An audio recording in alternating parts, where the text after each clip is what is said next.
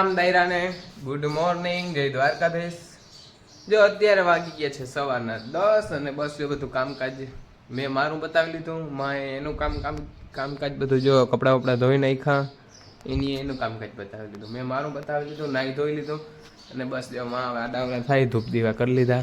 હાલો જય શ્રી કૃષ્ણ। આજે ધૂપ દીવા કરી લીધા અને હવે થાકી ગયા, ઘડી પર આરામ કરવો છે, ટીવી જોઈ થોડીક વાર, ટીવી જોવી, આરામ કરવો, તાતા વાડી વાળા ચા બનાવવી, હાથ રોટલા બનાવવી, તો તારી જમવાનો ટાઈમ થઈ જાય, હરી જમીન હરી સુઈ જવાનું, હરી ઉઠીને કામ કરીને હરી જમવાનું બનાવવાનું, આખો દી હું ચાલુ જ રહીએ અને આમના વર્ષો વીતી જાય। તો બસ હવે કંઈ બીજું કંઈ ખાસ એવું કામકાજ છે નહીં અને બાપુ વાળીએ ગયા એને ખાતી કે કંઈક હાંકવાનું છે અને બસ બાકી નવરા આખો દી આમ ટાઈમ કાઢવાનો। માં શાક ને વઘારવાનું ને એવું કરે છે। કેવાનું શાક છે આજ? આજે કે દાળનું શાક છે, દાળનું શાક, રોટલા, દાળનું શાક છે અને પાપડ તૈરા।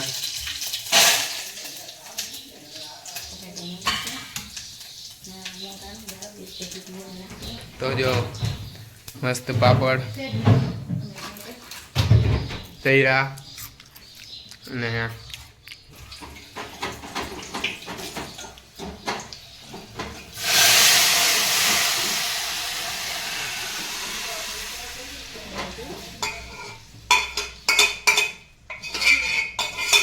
શાક થઈ ગયું કમ્પ્લીટ। જો થઈ ગયું છે શાક કમ્પ્લીટ, હજી એમાં કંઈક મરી મસાલા બાકી છે।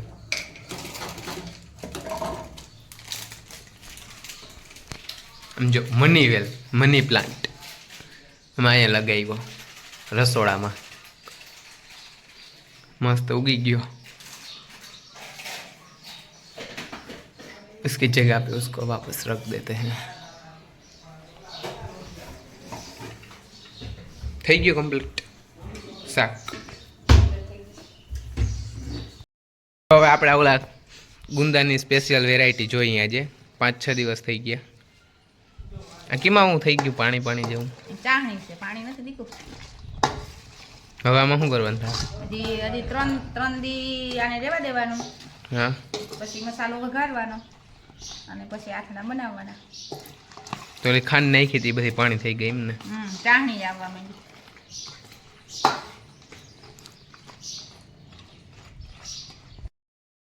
જમવામાં છે દાળનું શાક, પાપડ, કોબીનો નહીં પણ કાકડીનો ને કેરીનો સંભારો, ચટણી વઘારો, રોટલા ચોપડલ અને છાશ ઠંડી। તો ચાલો હવે અમે જમી લઈ, પછી મળ્યા બપોર પછી ડાયરેક્ટ વાળીએ।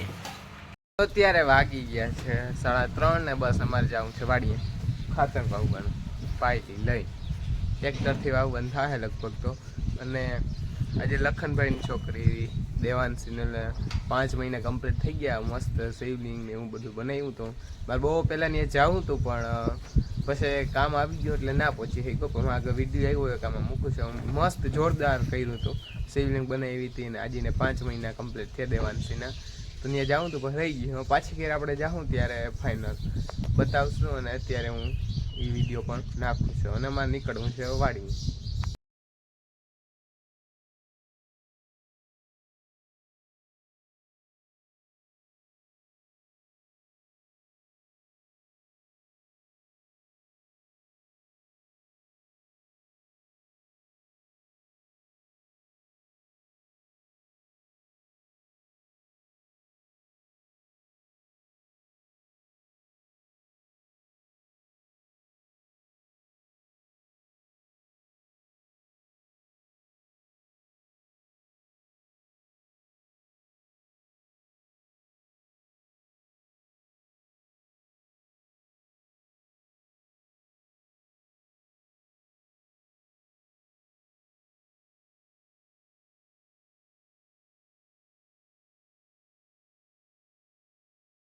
બધું થઈ ગયું છે કમ્પ્લીટ ને આ છે ખાતર।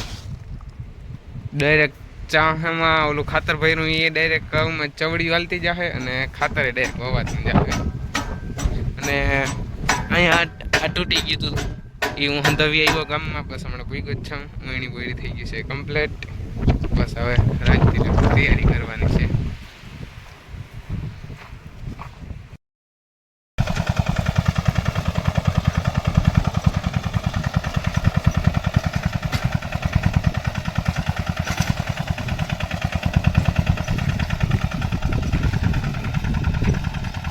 બે કામ ભેગું થતું જાય, ચવડાઈ હાલતા જાય, ખાતર ફોરાતું જાય અને ખાતર વવાતું જાય, બે કામ એક હારે.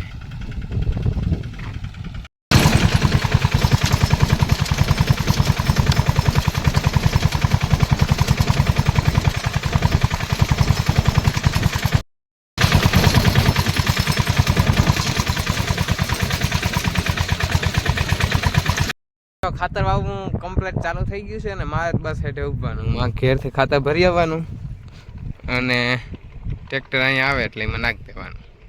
અત્યારે તો મજા છે, પણ આમ ભલે જાઉં ને પછી અહીંથી છે હારી જાઉં, અઘરું લાગીએ, પછી ડાયરેક્ટ બાજકી નહીં આવવું પડે ગાડીને કાંઠે નાખી.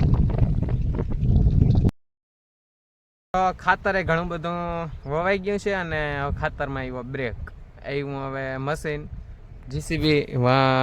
જો વાં પૂગ્યું રસ્તામાં છે અને વાં મકાન આગળ એક કાદી કાઢવાની છે ને થોડીક, એ આવ્યું એટલે ખાતર રહે બ્રેક, એટલે પોરોય ખવાઈ જાય અને મશીન આવ્યું તો એ બે કામ થઈ જાય. અને વાળ બાળનું કંઈ બહુ કહેજો નહીં એકચ્યુઅલીમાં, કેમ કે ટોપી ઓઢી હતી ને એટલે આમ ઊભા થઈ ગયા અને લાંબા લાંબા છે એટલે બહુ સારા નહીં લાગતા હોય, કેમ કે વાડીએ કામ કરતા હોય એટલે આવું જ હોય કામકાજ બધું એવું છે.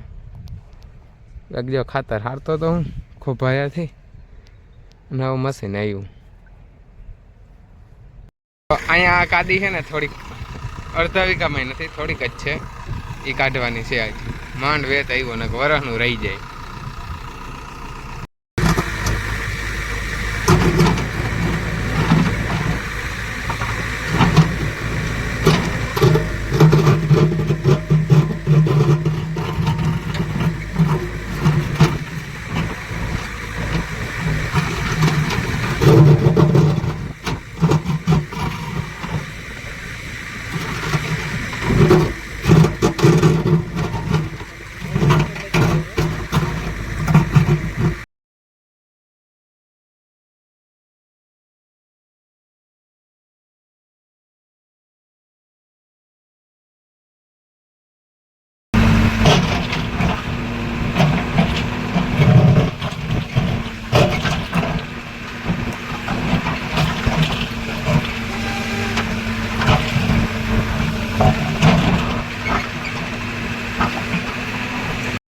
આજે તો બધા કામ લગભગ થઈ જાય. જો ખાતર વવાઈ જાય, મશીન આવી ગયું તો આ કાદી નીકળી જાય અને થોડાક ચા નાખવાનું બાકી છે ત્યાં ટ્રેક્ટરે આવે છે. આજ થોડીક ભીડ પડી જાય, કામ બધું નીકળી જવાનું છે અને પણ કઈ મોટા મોટા મસ્ત નીકળે છે એટલે લગભગ એવું લાગે કાદી નીકળી જાય, વાંધો નહીં આવે. અને ટ્રેક્ટર આવે છે એમાં ચા નાખવા, તો હવે ન્યાય જવાનું છે ને ખાતર વાવવું પાછું ચાલુ કરી દઈએ અમે બાપ દીકરો. તો વાં ટ્રેક્ટર આવી ગયું ચા નાખવા અને એનું કામ કન્ટિન્યુ કર્યું. તલવાળું હતું એમાં ચા નાખવાનું બાકી હતા. અમે બાપ દીકરો પાછા અમારા ખાતરમાં કન્ટિન્યુ થઈ ગયા. 2 જાતનું ખાતર છે અને વાં મશીન તો એ કાઢે.